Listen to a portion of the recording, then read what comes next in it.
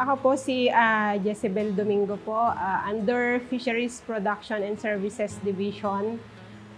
As to economic profile ng Bureau of Fisheries and Aquatic Resources, marami po tayong mga fishery resources ng BIFA Region 2 po. Nandyan po yung ating marine resources, wherein our marine resources has 872 kilometers coastline, and we have 8,000 plus hectares of mangrove areas. And secondly, dito po, including yung aquaculture sector po natin, yung mga inland bodies of water, wherein we have 6,000 plus hectares na fish pond po. And our fish cages, we have 1,300 plus, and 75% of that is from freshwater areas. As to specific area po, ang Kawayan ay meron silang inaalagaan na freshwater species. Kabilang na po dito yung tilapia, carp, at saka ang main po nilang species ay yung hito. Then dito sa may parte po ng Solano, Nueva Vizcaya, Salamut, ang pinaka main species po dyan ay yung mga freshwater na tilapia din at saka mga karpa. Then, dumako naman po tayo dito sa may Bugay, kung saan po meron po tayong brackish water area na tinatawag. Marami po silang mga commodities na pwedeng alagaan dyan. Unang-una po dyan is yung bangus. Pwede din po yung saline tilapia at yung malaga po. Meron din po silang inaalagaan na mud crab or yung alimango na sinasabi nila.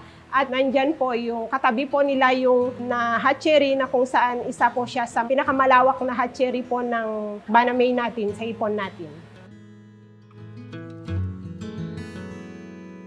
Sa mga areas na napapasukan ng tubig alat o yung tinatawag nating brackish water areas, karaniwan ang inaalagaan nilang species dito ay bangus, hipon, alimango at laga. Like sa Bugay, Cagayan, dito mostly malaga ang inaalagaan nila na species or yung tinatawag nating rabbit fish. Bukod sa napakadaling alagaan kasi ng malaga, ang fingerlings nito ay available dun sa nearby areas or sa mga baybaying dagat na malapit sa Bugay. Aside from hatcheries na source mo ng fingerlings for malaga, pwede kang mag-collect ng wild fingerlings nito para alagaan. Ang kagandahan kasi sa pag-aalaga ng malaga is napaka-acceptable na rin ito sa market and mataas ang market value nito. Madali siyang alagaan, a matter of 3 months. Pwede ka na mag-harvest with a size of 4 to 6 pieces per kilo. At ang price range nito is nagre-range siya ng 300 to 500 pesos per kilo, depende sa mga season. Especially pag mga Christmas season, mataas talaga ang price niyan. And meron tayong available na local and export market ng malaga.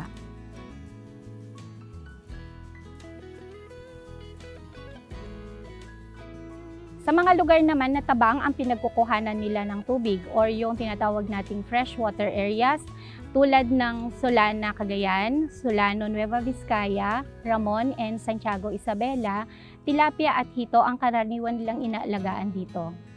Ang pag-aalaga naman ng tilapia ay napakadali lang.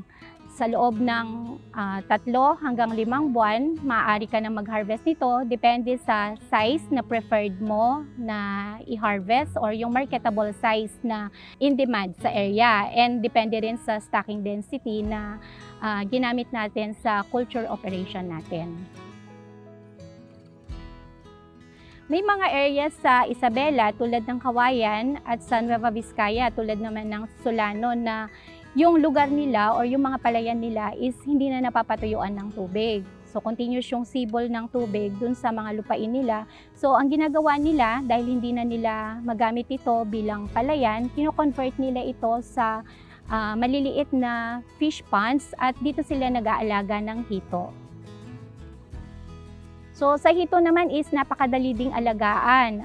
3 to 4 months, pwede ka nang mag-harvest sa target size mo na 3 to 4 pieces per kilo. Ito kasi yung widely accepted na size sa market. And ang advantage kasi ng pag-aalaga ng hito dito sa mga area na to is, andito kasi yung mataas na market demand.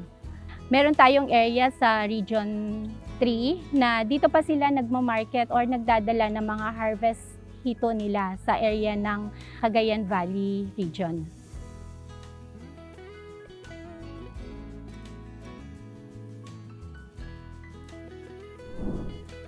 Kung kayo'y may natutunan sa videong ito, huwag kalimutang i-click ang subscribe button para makatanggap ng updates sa mga bagong Tate TV episodes.